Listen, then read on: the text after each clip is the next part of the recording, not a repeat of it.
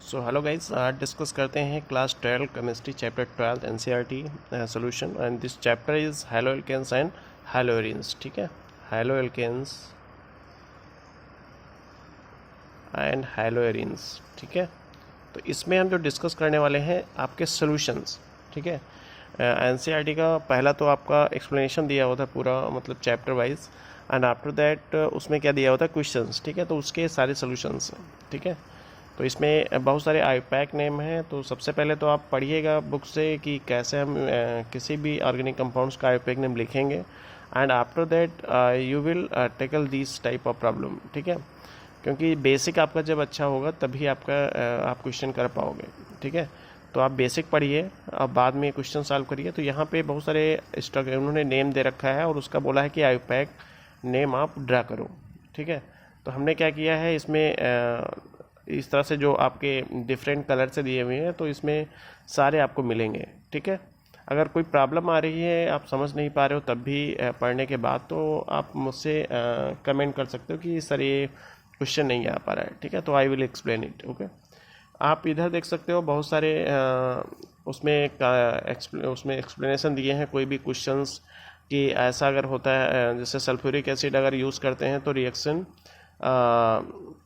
Alcohol और potassium iodide की अच्छी नहीं होती है। तो उसमें फैक्ट है कि कॉन्सेप्ट क्या है, तो मैंने दे रखा है इसमें कि कौन सा कॉन्सेप्ट इसमें लग रहा है। ठीक है, एंड आफ्टर दैट अगर हम बात करते हैं, इधर देख लो आप, इसमें उन्होंने दे रखा है right the structure of different die halogen derivatives. तो इसमें बहुत सारे आइसोमर, कितने आइसोमर पॉसिबल हैं। ठीक है, इस तरह से, तो die halogen derivative of propane. ठीक है, तो इस तरह से दे रखा है।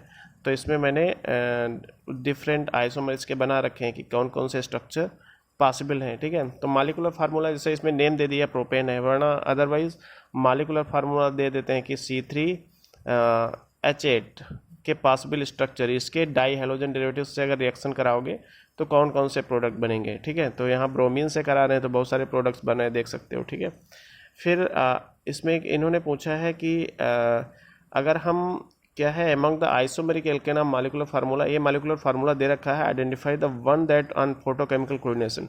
तो उन्होंने मालिकुलर फार्मूला दे रखा है लाइक दैट C5H12। ठीक है, और इसका उन्होंने क्लोरीनेशन बोला है कराइए, और क्लोरीनेशन कराने के बाद आपके प्रोडक्ट कितने पॉसिबल है। ठीक है, तो ये मैंने इसमें सोल्यूशन इसका दे रखा है, आप देख सकते हो।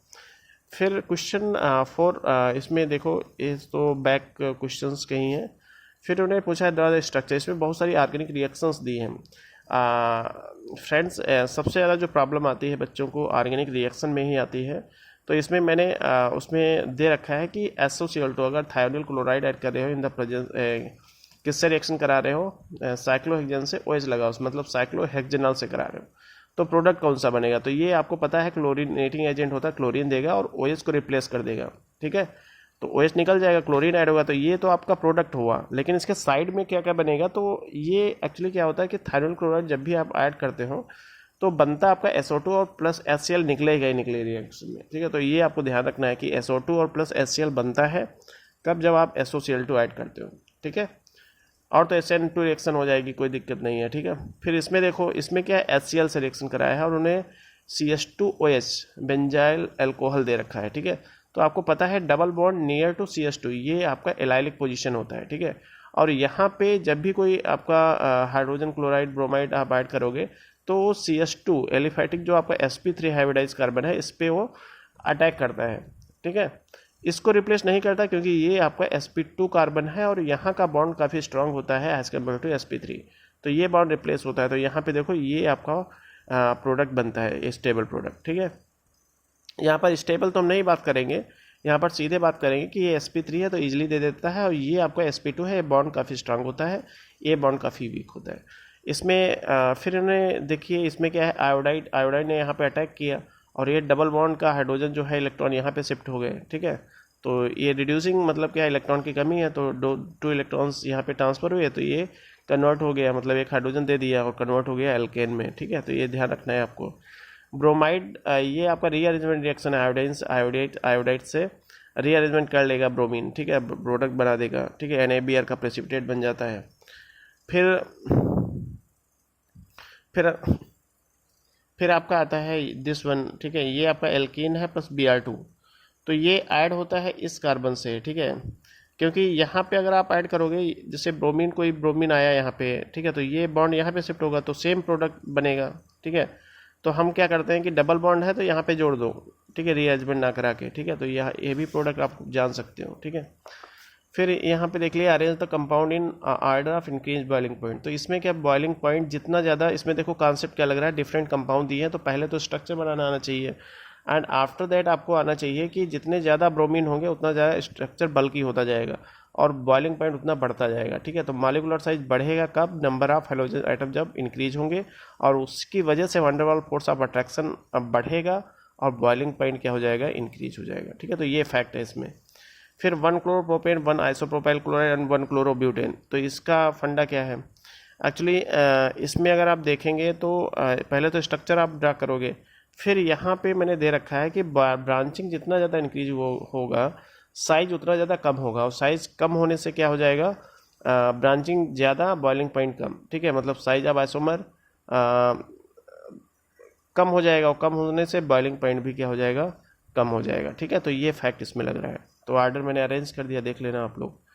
फिर है आपका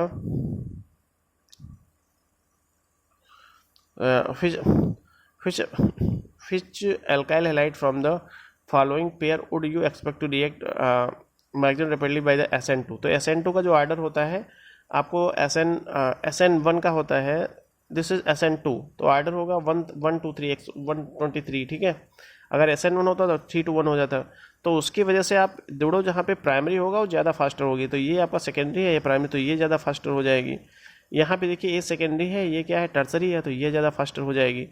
तो मतलब क्या है, आर्डर ये फॉलो करोगे, कौन सा दो दिए कंपाउंड, तो जिसमें प्राइमरी ज़्यादा होगा या secondary as compared to tertiary, तो कंपेयर करोगे, ठीक है। जैसे इसमें प्राइमरी, इसमें क्या है, इसमें आपका है this one is primary also, ठीक है।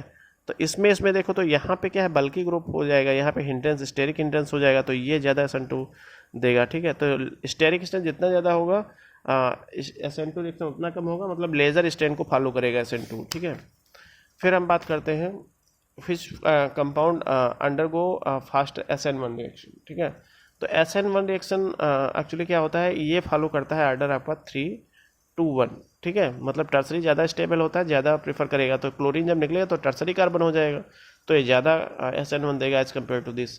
इसी तरह से सेकेंडरी प्राइमरी, ये प्राइमरी है तो सेकेंडरी ज़्यादा देगा प्राइमरी से, ठीक है। तो ये कॉन्सेप्ट लगा सकते हो। अब बहुत सारी रिएक्शंस दी हुई हैं यहाँ पे, देखिए ब्रोमीन Mg से जब रिएक्ट करेगा तो MgBr बनाएगा, तो ये ड्राई ईथर यहाँ पे क्या है, इट इज़ द, ये सॉल्वेंट की तरह बिहेव करता है। सॉल्वेंट मतलब क्या है, इन दोनों को हम डिजॉल्व करेंगे इसमें, ठीक है। और H2O बाद में क्या है, जब ये बन जाएगा तो H2O डालोगे तो स्लोली तो आपका एल्केन बन जाएगा। इसमें सेम है, RMgR बनेगा, D2 ऐड कर दिया तो RD हो जाएगा, ठीक है। H होता तो RH हो जाता, D है तो D बन जाएगा। सेम आप देख सकते हो इस तरह का रिएक्शन, ठीक है। इसमें अगर सोडियम आयोडाइड डालोगे इस टाइप का रिएक्शन तो एल्कीन बना लेता है, ये ध्यान रखना है। क्लोरीनेशन जो है, हैलो क्लोरीनेशन है, मतलब क्या है, in presence of dark condition में नहीं होता है, जब भी सनलाइट दोगे तभी वो फ्री रेडिकल देगा, प्रोडक्ट बनाएगा।